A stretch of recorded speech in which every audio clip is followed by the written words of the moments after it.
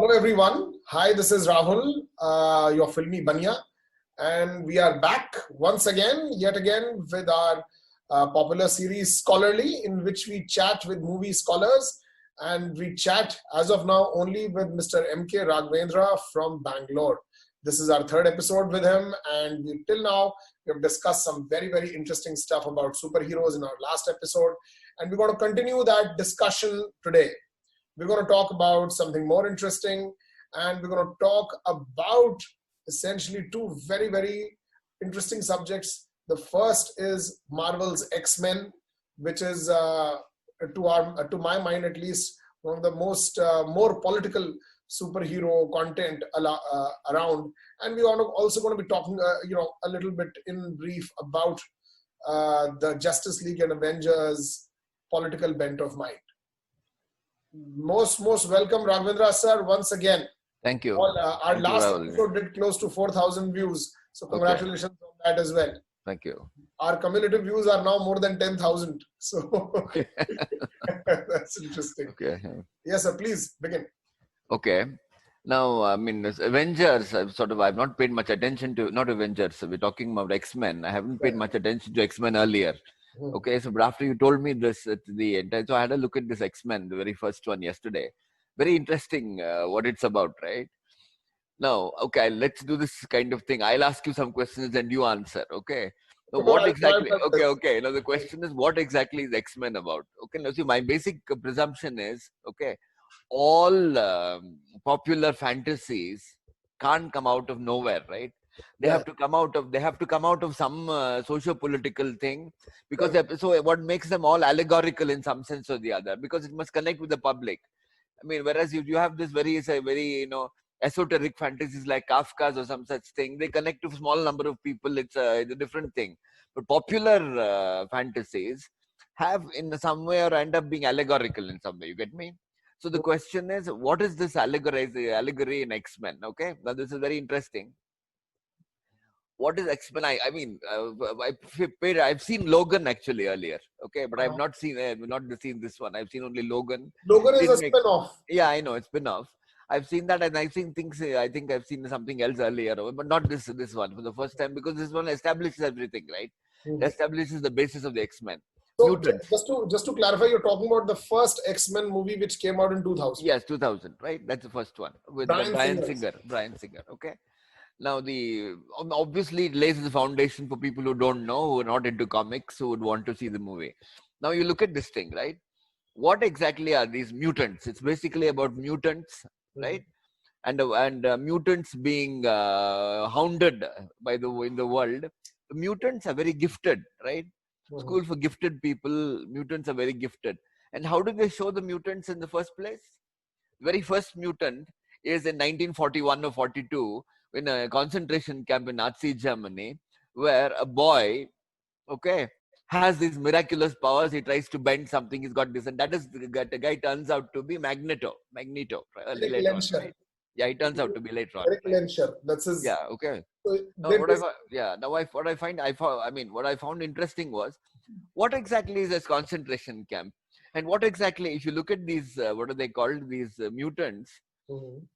What would the word be for these mutants who have extraordinary powers? They have never negative, they're always positive in some sense, extraordinary powers. In some sense, if you give it a religious spin, right? They are the chosen people, right? They are chosen people, and they are oppressed and they are hounded out by ordinary human beings. Now, if you look at this, I mean, it can only have one meaning. Immediately, who is this guy who made it? Stan Lee, right? Yeah. So I immediately went back to Wikipedia and looked at Stan Lee. Who was this Stan Lee? Where was he born? His name was Stan Michael, I think, Lieber. Jewish, yeah. Romanian Jewish, okay. So this entire thing of what you say of, these X-Men are basically a kind of, allegory of the Jewish tribe after World War II, right? Jewish tribe after World War II. And the point is now, so what is the thing that this Magneto is so the question is, he's the the shall we say aggressive Jew, and the other aggressive Jew who believes in the chosen people, and the other is those Jews who are prepared to, you could say that it represents Zionism in some sense. Magneto, represents Zionism. If you look at when this film was made, 2000, that was when Netanyahu was running amok. Well, that is when, one of the most interesting things about these discussions is that MK sir, somehow picks out something from 2000, right? From calendar. I mean, that is when the right wing came. Like, for example, earlier, Rabin and all these people were socialists in some sense. They were not Zionists in some sense. He was murdered by the right wing there. And the point is, you look at the other side. So the question is, there are two different things in the Jewish thing. One is the Zionism, which is a later day thing. The other is not Zionist, but basically those Jews who had national identities, they lived with everybody else. Okay, Europe before the war, they lived with everybody else. They had no such thing as a Jewish homeland. This Jewish homeland, Zionism, is a later thing. So you can take Magneto and that entire thing as representing the Jewish identity, refusing to cohabit with the rest of mankind. And you've got this other thing, gifted Jews who are prepared to mingle with the rest of you. Like, for example, your Noam Chomsky, your Susan Sontag, your Karl Marx, your Freud, all these would be your, your Xavier's side, right? They would be the Xavier side. They are the people who actually benefited mankind by working with rest of mankind. Mankind would be the way they would look at it. We would look at it as the rest of mankind, okay? As far as we are concerned, there's no difference between the Jews and the other people. But the point is, this film is trying to show them as different. So you can take this guy, what's his name, Stan Lee, as representing not the Zionist Jew, but the Jew, because his sympathies are here. But he is not prepared to renounce. Like, for example, the very fact that Magneto is traced to a concentration camp means he's given legitimate grouse. He's given a legitimate grouse, okay, to make him an anti-human in terms of the movie. He's anti-human in terms of the movie because the mutants are kept apart from humanity. And this entire thing of, we are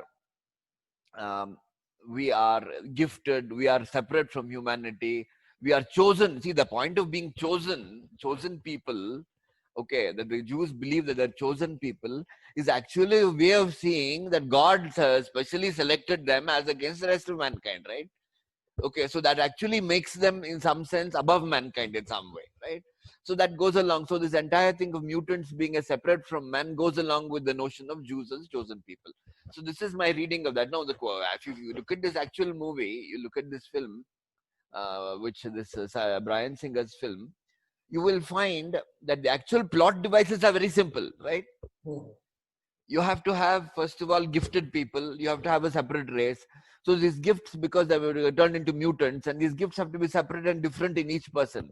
So the question is, when you have two different opposing groups, one pro-mankind, one opposite, pro-humankind, other opposite humankind, once you set up that, then you have individual fights, you give them powers. So the rest of it is action sequences which are really not part of the plot. Okay, they create, in some sense, they are, If I please finish your thought, then I'll speak. Okay, so I'm saying they are there. They follow. Look, like you and I were to have a fight. Suppose you got X-ray vision, and I have got muscles of a certain sort. I can crash through steel. When we fight, you and me fight. You will use your powers. I will use my powers. So the filmmaker who's writing a plot will create a thing where you will, you will use your X-ray vision in some way. I will use crash through steel in some way. So you will build up that whole thing of a fight based on the natural things which is endowed them with. It's not really part of the plot in that sense. You understand me? The plot in this film, okay, the plot in this entire film has only to do with the fact that there are two different kinds of mutants. Mutants are separate from humanity. Okay, these good mutants. And one more interesting thing. What is this place in Canadian Rockies, which he goes to? The Promised Land. It's a promised land. It's not Israel. It's a promised land. It's a true promised land. I think he goes there in Logan, no? I would request MK sir to explain the promised land to our viewers. What is promised land? Okay, you want me to explain? All right. Yeah. See, the question is, Israel, the Jews lived outside up to the 19th century. They were all over the world. See, Jews are two different kinds of Jews, right? The Sephardic Jews, by and large, the Sephardic Jews and the Ashkenazi Jews, right? Now, the Sephardic Jews are people, all of them are called Semitic, but the Sephardic Jews are those who actually lived in this Palestine, that area, right? So they are actually Semitic. They're Semitic, like the Lebanese are Semitic, okay? The Iraqis are Semitic. All those areas, those people are Semitic, right? But the question is, Ashkenazi Jews are from Central Europe. They're from Poland, they're from Romania, they're from Hungary, they're from this part of Germany, all this. They're actually white in many ways. I don't know whether, but the point is they were the people who were called Semites and who were persecuted by Hitler. Hitler did not persecute the Sephardic Jews. So the question, this entire thing of race, I seriously don't know. I mean, whether this thing of race would work, with the Ashkenazi Jews. But what happened was that with the, this promised land meant that all Jews, based on this mythology around Moses, there is no historical evidence that Moses ever existed, right? There is no historical evidence that he was, that there is no Egyptian sources to tell you that Moses existed. So the question is that the story of Moses being God leading Moses to take Jews to the promised land, which is that part which has been chosen as Israel, right? That is the promised land. So this is a very powerful thing, and it's that thing of the promised land in the early 20th century. They agreed to give the Jews the promised land somewhere in this thing, and they created Israel. The Balfour Declaration, the British, they agreed for that. But the question is, it became an actuality only after World War II. Okay?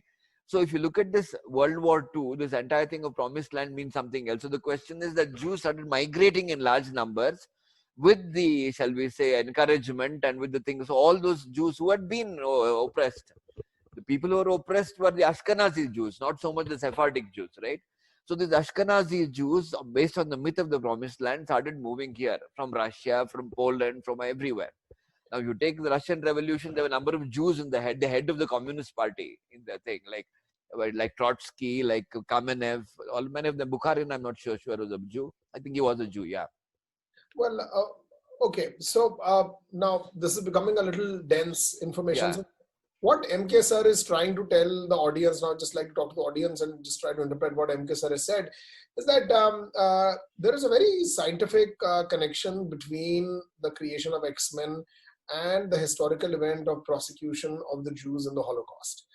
It basically shows that the fact that Stan Lee himself, the legendary Stan Lee, who we deeply respect and admire for the amazing work he has done in these years, creating possibly the most loved characters on the planet through Marvel Comics, was himself a Jew and a Jew immigrant to the United States. So he felt somewhere personally from his own self, he personally felt like having a sort of an umbilical cord relationship with how the Jews were treated. And in many ways, X-Men was that platform where he was able to express his anguish. And he did that by making these special chosen beings. Now, what MK sir is saying is that there's a lot of pictorial and, yes, solid historical references within X-Men, be it the concentration camp in Poland, where Magneto is first shown, and where the Canadian Rockies, where Wolverine is from, and where a lot of action also happens. With a lot of other villains of the entire movie. So Canadian Rockies, according to MK sir, is like the promised land. It's like there's no actual relationship with promised land as Israel, but it's been created in this movie as an allegory of the promised land.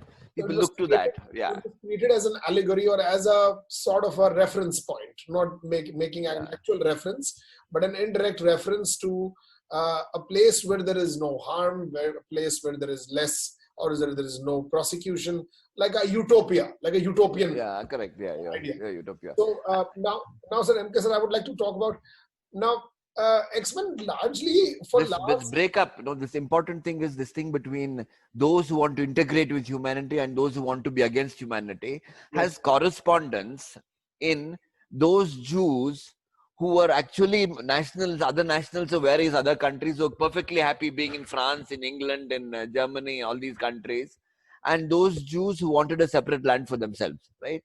Well, it's Yeah. very much there in India as well, or even Yeah, correct. Indians. There are a lot of this is specific in that film. That this is the thing between Well, the two. why X-Men makes more and more sense today, MK sir, is that we are seeing a very large right-wing movement around the world. Now, what largely, if you look at, okay, as you said rightly in the last episode, there is no one singular thing which ties the right-wing movement, but there is one thing which does tie in. That is nationalism, which is like the tent pole of all right narrative around the world. Yeah. So if you look at it, India today, be it under BJP, Modi, or be Erdogan in Turkey, which apparently is also not far from the promised land as a country, they all have been pushing the agenda of one religion, ruling the roost in one nation.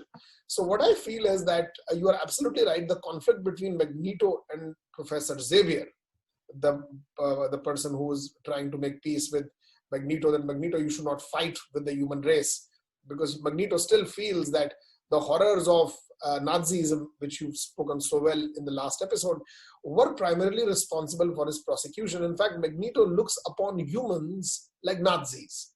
So for him, a Nazi general who is essentially human. I'll make one correction here. See, the point is this oppression of the persecution of the Jews did not begin with the Holocaust. It's been there in centuries that has been going on. The very fact that Jesus Christ was crucified with the connivance of the Jews. My history is very, very less on this matter. Yeah. So the question is that, that Jesus Christ was crucified because the Jews demanded it, not because the Romans gave up and they said, do you want him crucified, or do you want some thieves crucified? Okay. They allowed some thing to get away, and they said that he should be crucified. So that thing of, Christianity versus Judaism has long been there, right? So they were persecuted in Russia, in a number of countries. Shylock, for instance, in Shakespeare's play, is a thing of anti-Semitism, right? Yeah. Shylock is a Jew. So the question is that the Jewish is made a villain there in Shylock. Charles Dickens is Oliver Twist. Fagin is a Jew. No, these are all anti-Semitic things. So there's been a huge amount of anti-Semitism in the world, and this is a history of anti-Semitism. Holocaust was only the, shall we say, the top, the most recent, the most visible, horrific. Most visible. Okay, so what MK sir is saying is that the persecution of Jews has been going on for centuries, for almost like millennia, if you want to say. It's because the reason being that we are looking at the prosecution of Jesus Christ, and there itself you can see the prosecution of Jews. But most importantly, it's a historical phenomenon which has repeated itself again and again. And that is also possibly the reason why the Jew community is so powerful around the world. Like, one of the things which I would like to talk about in my own personal view, like I have had the honor of speaking to a number of Israeli film directors. Now, all of them have a very strong resonance in United States as actors from Israel. So what I realized was that over the years, that what has happened is that the Jew community in the US makes an extra effort to push the Jew actors or entertainers or creative artists, and they're actually very good. The Israeli film director, pretty nice. And they are pushed by the Jew lobby in the US. And which I really respect that, because at the end of the day, they're trying to push their community. But you will see that this thing of persecution is going on, and they very strongly feel about their origins. Yeah, that's true. This is the way you've explained that, yeah. Coming to nationalism, Jewish nationalism, once again, you could say Magneto is a Jewish nationalist. Okay, he's an embodiment of Jewish nationalism. The sound is getting a little garbled. Okay. I'm saying Magneto, it could be embodiment of Jewish nationalism. Okay, in some sense, right? Whereas your others are Jewish religion, but not really nationalists in that sense. They don't want a separate nation for themselves. The nation of the mutant, they don't want a separate nation for themselves. Okay, so that is the basic thing. So what you're saying is right. It's right wing. So you could say that Magneto, in some sense, represents the right wing. In some sense, the right wing Jewish refusal to mingle with the thing, want a separate thing for themselves. Whereas you have this other side. You've got the more tolerant, the more internationalist Jews, right? That's that basic thing. So this is the other. You want to go to the other thing now? Yes. The other. Yes, sir. So our next discussion point is that and this is a very interesting part. This the final part of our discussion is. I mean, if you look at the DC Comics pantheon of Justice League, which is their ensemble of superheroes, or even if you look at Avengers of Marvel Comics, now these are essentially ensembles are group of people, in a certain cause. And you'll see that both Marvel and Avengers comic book shows their tentpole superheroes like Captain America or Tony Stark, Iron Man, or if you look at Superman, Batman, that is Bruce Wayne and Clark Kent, and Wonder Woman, they all fight along with state government and state machinery. Usually they are encountering some force from which is not American or which is not from the earth to fight it out. And similarly, in both Avengers, you have Thanos, and you have, which is the grand old villain of Marvel, and then you have, for Justice League, you have Steppenwolf, which is very popular, comic book character, and Darkseid, who are like alien beings. My point is that they usually reinforce the system. They reinforce the fact that you have to be with the system. So if you look at Batman, he's the protector of Gotham City, and he's regularly vigilante, yeah, like a vigilante. But he's sharing information with police, with the state authorities. And Superman has gone on multiple comic books to meet with the US president when he's helping them out, cleaning up the army issues somewhere in some coast area, and he's fighting with the US troops. Similarly, in Marvel, what I see is that Captain America, because he's a former army vet, and this entire Avengers Corporation, the company which is there, the Stark Industries, which is putting the ammunition and everything up, is owned a private company. It's not a state apparatus. But at the same time, they will fight with the state armies. So my point is that somewhere down the lane, you have to realize they might look disruptive, they might look rebellious, but at the end of the day, they are part of the government machinery directly or indirectly. Yeah. I want to have your view on this. What am I? I'll say something. I was very sort of taken up with one particular thing, Batman is a capitalist, but he's a manufacturing capitalist, right? Mm-hmm. That is inventions, industries, and that sort of thing, right? He would belong to the thing of capitalism in the thought of Ford, Rockefeller, okay? That class of nationalists, right? Or that class of capitalists, right? Yes. Now, there was one Batman film, very interesting, where this Batman is, I think somebody goes short on his stocks or something and reduces him to a pauper. I think the last one, right? Which is the one with the Bane, which is the one with Bane in it. No. See, listen. Because I'm a comic book geek, I'll just tell you, he doesn't become a pauper. He's unseated from his empire. And he goes on a self-imposed exile. Agreed. But the point here is there, okay, that who exactly should be in charge of America. Look, one thing we'll say, okay, America is a democracy in name in some sense, right? But there's a plutocracy governing America, ruling America, right? We don't know. Explain to our viewers what is plutocracy. Plutocracy is the rule of the rich, actually. They exert far more power, okay, rule of the rich. Extreme capitalism.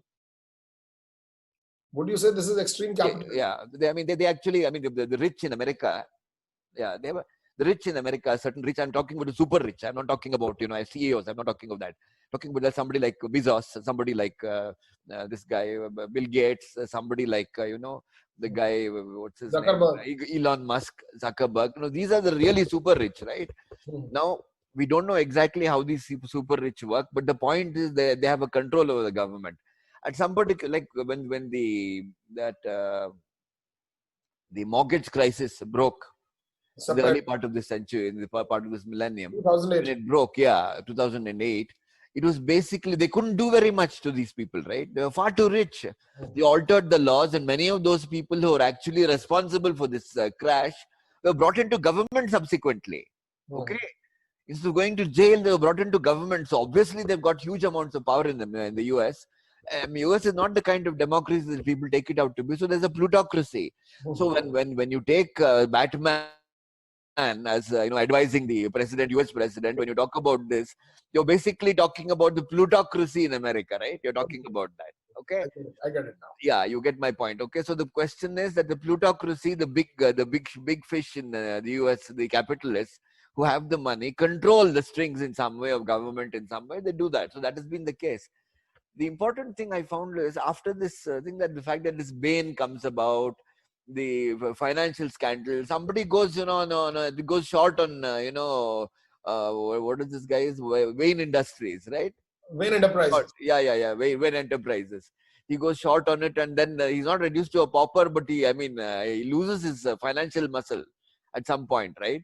I also have a Wayne Enterprises logo for everybody. Okay, all right. So the question is, that is interesting. The point is that this entire thing of superheroes, you're right, in the sense that it's basically, the fact that they're rich. And the point is they can't all be rich. So the superheroes makes place for all kinds of other characters who are not really super rich. It's Superman, okay, is a naturalized American. For instance, he's an alien, like an alien, as you saw that movie. What is that called? X-Men. What is that? What men? X-Men. Really? Not X-Men. That thing with what's his name? Those two guys. I mean, comedy. Alien is used to mean two things. One is illegal immigrants, and one means from another planet. What is that comedy? What is that? It kept on coming. Everywhere they go on catching these people, and they stun with some gun and all that. They shoot them and then turn them into something.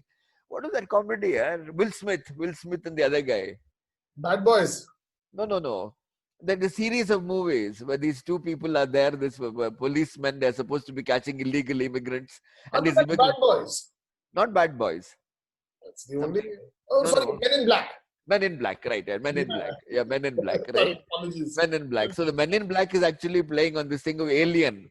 Okay. Millions of alien. One is illegal immigrant, and the other is a person from another planet. They're mixing up these two deliberately to make a comedy out of it. If you look at it, very interesting way of looking. It's interesting. Okay, they're making a thing about that, right? If you look at Superman is an alien, but America is a country composed of aliens. Everybody is immigrant in America, right? There are no naturalized Americans that are extinct, okay? The original Americans are extinct, they no longer exist, right? So the question is, in America, everyone is an alien, right? So the question is, you're admitting, in fact, there is no question as the authentic American, those British guys who came on the Mayflower or something, they're called the WASPs. White Anglo-Saxon Protestant would be the what is it called, the Brahmins. Boston Brahmins and the WASP, okay, that's a different community. But Superman as an alien means an immigrant. Stan Lee is an immigrant. No, that's great. See, what I would just now like to tell our audience that what MK sir is making a very important point. Now, these are actual events, actual happenings, actual facts on which all these comic books are based. Now, when you say there is an illegal alien in Men in Black, somewhere down the lane, what MK sir is saying, what I also have said in earlier discussions, is that somewhere down the line, this illegal issue is that, okay, so I'm not saying that aliens are like illegal immigrants, but what they are doing is they're using this as a metaphor for a existential problem already. Yeah. So they're not saying it is good or bad. It's like a view from the top. Yeah. So it's not like they're taking sides of anybody. What they are saying is that, they are a reality, and there is a spoof or a satire around this problem. And that's why they made it. Yeah. So, but I think this has been a very, very interesting discussion. Any last inputs you would like to add, MK sir?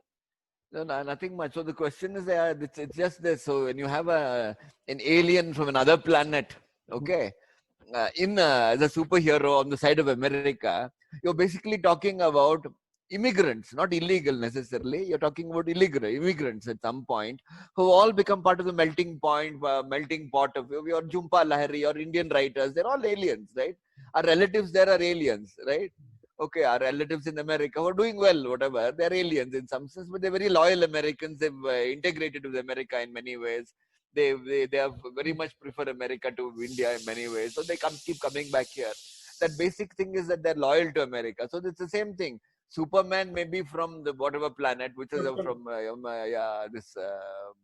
is that thing? Huh? Krypton. Yeah, he may be from Krypton. Okay, but he may be from Krypton, but basically he's a loyal American. The same way other aliens, like our relatives, are loyal Americans. You get that point? No, but it's very interesting. So what we have now gathered yet again is that we both have a consensus that superheroes are state apparatuses. State apparatus. Yeah. They're part of the administration. So this needs to be drilled into all our readers and watchers. But it also says something very important which you brought up. The very fact that their superhuman efforts, okay, they're outside democracy. Yes. They're outside democracy. A vigilante is outside democracy. Okay. Yes, it's like it's a parallel structure. Yeah. It's not legal. A parallel structure, just as the plutocrats are outside democracy, right? So they control from somewhere. Yeah, they are outside democracy in some sense. What MK sir is just saying, a very important point, is that somebody like a Jeff Bezos or a Mark Zuckerberg is no less than Tony Stark or Bruce Wayne. They are exactly the same. They have their own Iron Man and Batman. Yeah, whatever. They're outsider. Yeah. They have influence on the state machinery as well. So largely, I think what we have gathered now in this discussion is that all superheroes in Marvel and DC are right-wing because they believe in the system. They are with the system. They're enforcing laws and duties and guidelines created by their respective governments. Yeah. They are towing the line somewhere or the other. Yeah. Barring some comic books which propagate anti-system rule. So one of them, which I think we will discuss when we have time next, which is the most influential, the two graphic novels of our time. One is V for Vendetta. The other one is Watchmen, which is already a multi-award winning movie, and as well as I think dozen Emmy awards won last year, called Watchmen.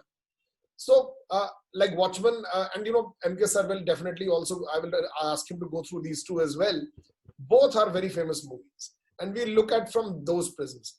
But today has been a very interesting discussion, ladies and gentlemen. Today we discussed two major topics. The first one was the origins of X-Men, the politics behind X-Men, facts. We countered that whole point with facts, with examples from real history. And the second thing we discussed was that both ensembles of Marvel and DC are essentially right-wing movements. They are believing in the system, and they are part of the state apparatus or state administration. This is such a pleasure, MK sir. Thank you so much for your time. We'll resume hopefully after the new year. And this has been an amazing discussion. And we wish all of our friends a very happy and prosperous. We can have a next discussion on V for Vendetta and this thing if you want. I'll have a look at those films and I'll tell you what I think of them. What we'll do is we will have a look at it, and we will definitely, because if you look at V for Vendetta is one single comic book. But everywhere, wherever there is a movement of any kind of political movement or upheaval, that Guy Fawkes mask comes, everybody wears it. So it's very important we discuss a very political vision. And the other hand is Watchmen. You can go through and see what it is. Okay. And definitely we'll have a look at these two amazing books. And please send us your questions. Just a heads up, Filmy Banya is a YouTube as well as a Facebook platform, but we are largely popular on Facebook, but do support us on YouTube. Filmy Banya brings global voices on global content. In fact, watch out for, we have just recently interviewed Gabriel Ba, who's the creator of the Umbrella Academy and the Day Tripper comic book. And we are having a lot more coming up in the coming year. Thank you so much for your support. We are 10,000 subscribers strong on Facebook, and I hope you like us much more. Thank you so much. And once again, thank you, MK sir, for joining us. My pleasure, please.